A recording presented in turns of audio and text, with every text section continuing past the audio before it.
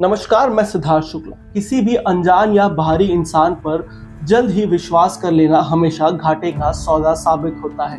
कभी कभी तो ऐसी गलतियां परिवारों की तबाही का कारण भी बन जाती है। आज इस खबर में मैं एक ऐसे ही गलती से हुई किसी परिवार की तबाही का जिक्र कर रहा हूँ, जिसका आइडिया कातिल ने एक अमेरिकी टीवी शो से लिया था।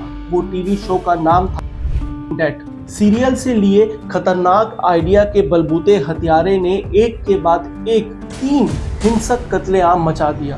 बेकसूरों का बेरहमी से कत्ल कर डाला और जमाने को हवा तक नहीं लगी।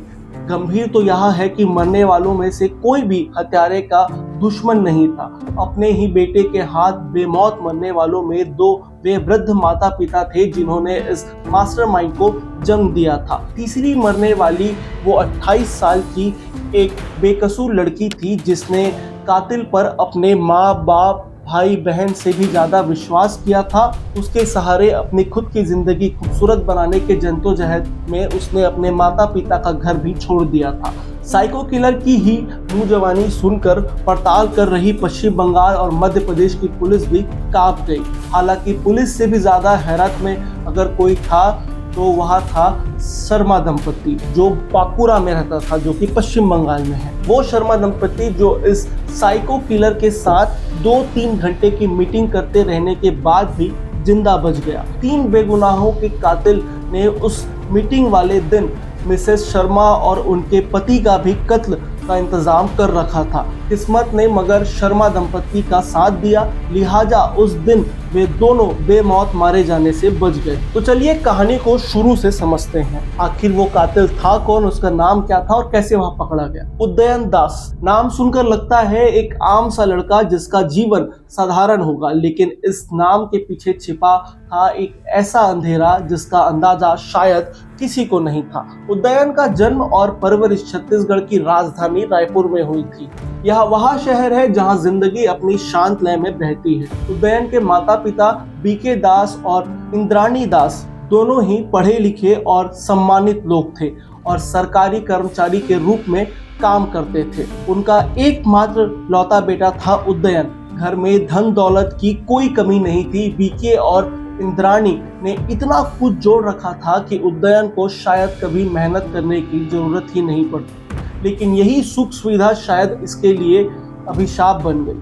उदयन के दोस्तों और रिश्तेदारों के अनुसार वह एक शांत, चालाक और तेज तरार लड़का था। अंग्रेजी में धारा प्रवाह बात करता था और इतना आत्मविश्वास कि कोई इसके झूठ को भाप ही ना पाए। लेकिन यह चमक धमक सिर्फ एक मुखौटा था जिसके पीछे छिपा था एक साइकोपैथ का दिमाग। मनोवैज्ञानिकों के अनुसार उदयन को साइकोपैथिक पर्सनैलिटी डिसऑर्डर था, एक ऐसी मानसिक स्थिति जिसमें इंसान में ना सहानुभूति होती है ना पश्चाताप। वह अपने माता पिता से नफरत करता था, शायद बचपन से ही। लेकिन यह नफरत क्यों थी? कुछ लोग कहते हैं कि उसके माता पिता उस पर अपनी उम्मीदें थोपते थे या शायद उसकी आज़ादी को रोकते थे।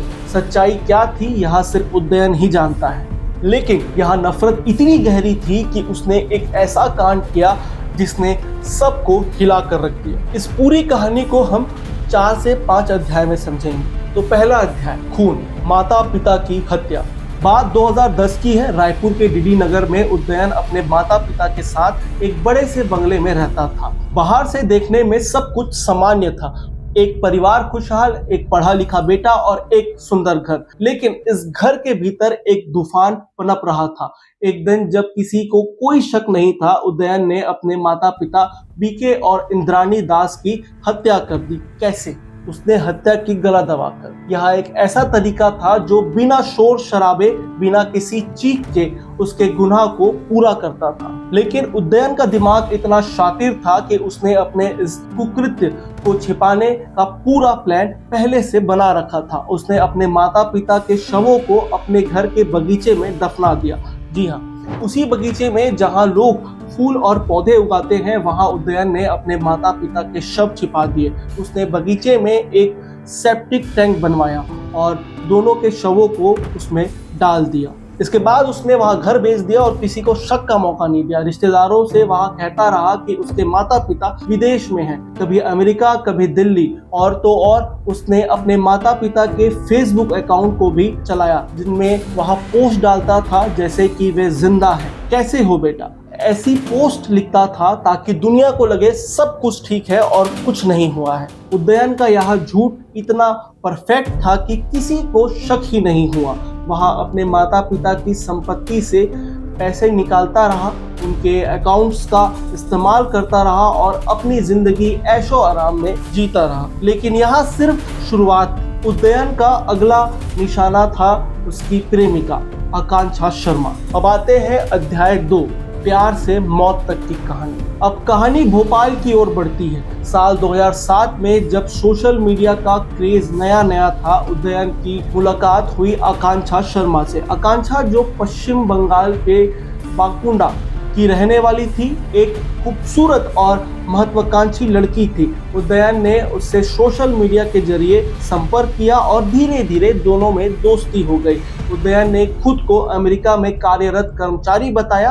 आकांक्षा उसके इस झूठ में फंस गई। दोनों की बातें बढ़ी और दोस्ती प्यार में बदल गई। जून 2016 में आकांक्षा अपने घर से निकलकर भोपाल आ गई, यहाँ कहकर कि उसे अमेरिका में नौकरी मिल गई है। असल में वहाँ उदयन के साथ भोपाल के साकेत नगर में एक घर में लिव इन रिलेशनशिप में रहने लगी। उदयन का झूठ इतना गहरा था कि आकांक्षा के परिवार वाले भी मानते थे कि उनकी बेटी विदेश में है। लेकिन यह खुशी का पल ज्यादा देर नहीं चला। जुलाई 2016 तक आकांक्षा को उदयन की असलियत का पता चल गया। उसे शक हुआ कि उदयन कोई अमेरिका में काम नहीं करता है, उसने अपने माता पिता की हत्या की है। यह राज आकांक्षा के लिए उसकी मौत का कारण बन गया। 12 जुलाई 2016 को आकांक्षा के कोलकाता लौटने के लिए ट्रेन की टिकट बुक कराई थी। वह उदयन के झूठ और उसके खौफनाक राज से दूर जाना चाहती थी, लेकिन उदयन ने उसे जाने का मौका नहीं दिया। 15 जुलाई की सुबह जब आकांक्षा शायद अपने घर से लौटने की तैयारी कर रही थी, उदयन ने उसका गला दबाकर, जैसे कि अपने माता पिता का दबाया था, सेम उसी तरीके से हत्या कर दी। लेकिन यहाँ भी उदयन का दिमाग एक क्रिमिनल मास्टरमाइंड की तरह काम कर रहा था। उसने आकांक्षा के शव को एक मेटल के बॉक्स में डाला और फिर उस बॉक्स को अपने बेडरूम के अंदर दफना दिया। ऊपर से उसने एक कंक्रीट का चबूतरा बनाया और उस पर एक मार्बल लगवा दिया। जी हाँ, वहाँ उसी चबूतरे पर सोता था जहाँ उसने अपनी प्रेमिका का शव दफनाया था। कितना खौफनाक था यह दिमाग। और तो और वहाँ आकांक्षा के फेसबुक अकाउंट में पोस्ट करने के दौरान लिखता था कि वह अमेरिका में है ताकि उसके माता पिता को शक ना हो और वह यह सोचते रहे कि उनकी बेटी अमेरिका में एक बेहतर जॉब कर रही है। अब आते हैं अध्याय 3 की ओर, मुखौटे में दरार। उदयन का यह खेल काफी दिनों तक चलता रहा, लेकिन हर गुनाह का एक दिन अंत होता है। दिसंबर 2016 में आकांक्षा के परिवार वालों को शक हुआ जब उसका फोन बंद होने लगा। आकांक्षा के भाई ने उसके नंबर को ट्रेस किया और लोकेशन भोपाल की निकली। परिवार ने बाकुंडा पुलिस को सूचित किया और एक मिसिंग पर्सन रिपोर्ट दर्ज हुई। बाकुंडा पुलिस भोपाल पहुंची, लेकिन शुरू में उन्हें सुराग नहीं मिला। फिर जब उदयन के घर साकेत नगर पहुंची तो उन्हें वहां का चबूतरा संदिग्ध लगा। 3 फरवरी 2017 को पुलिस ने उदयन के घर की तलाशी ली। ड्रिल मशीनों से चबूतरे को तोड़ा और वहां से आकांक्षा का शव बरामद हुआ। यहाँ खुलासा सुनते ही सबके होश उड़ गए। उदयन को तुरंत गिरफ्तार कर लिया गया। पूछताछ में ना उसने केवल आकांक्षा की मौत का गुनाह कबूल किया, बल्कि उसने यह भी बताया कि उसने साल 2010 में अपने माता पिता की हत्या कर उसे अपने घर के गार्डन में दफना दिया है। इसके बाद पुलिस इस राज को और गहराई से जानने के लिए रायपुर के डीडी नगर के उदयन के पुराने घर पहुंची। वहां बगीचे में खुदाई की गई और वहां से 2 नरकंकाल बरामद हुए। डीएनए टेस्ट में यह पुष्टि हुई कि वे बीके और इंद्राणी दास के शव थे। उदयन के झूठ का पर्दाफाश हो चुका था। अब आते हैं अध्याय 4, मुकदमा और साइकोपैथ का चेहरा। उदयन के खिलाफ केस पश्चिम बंगाल के बाकुंडा में चला, क्योंकि आकांक्षा वहां की रहने वाली थी। बाकुंडा की फास्ट ट्रैक कोर्ट ने 600 पेज की चार्जशीट दाखिल हुई और 19 गवाहों के बयान लिए गए। अगस्त 2020 में कोर्ट ने उदयन को आकांक्षा की हत्या के लिए उम्र कैद की सजा सुनाई। उसके बाद जनवरी 2023 में रायपुर की कोर्ट ने भी उसे अपने माता पिता की हत्या के लिए उम्र कैद की सजा दी। आज उदयन बाकुंडा जेल में अपने गुनाहों की सजा काट रहा है। लेकिन सवाल यह है कि वह कौन सी वजह थी जिसने उदयन को एक सीरियल किलर बना दिया। मनोवैज्ञानिकों के अनुसार उसका साइकोपैथिक पर्सनालिटी डिसऑर्डर ही उसकी सबसे बड़ी वजह थी। वह नफरत, चालाकी और एक अजीब सी धड़क के साथ अपने गुनाह करता था और उसका दिमाग ही उसका सबसे बड़ा दुश्मन था। उसे जो आज़ादी चाहिए थी, उसे जो खुलापन चाहिए था, यही उसके इस सबसे खतरनाक दिमाग का कारण बना। वह एक ऐसा इंसान था जो अपनी दुनिया में एक अलग ही कहानी जीता था, एक ऐसी कहानी जहां वह खुद को सबसे ऊपर समझता था। अब आते हैं अध्याय 5, डर का वारिस।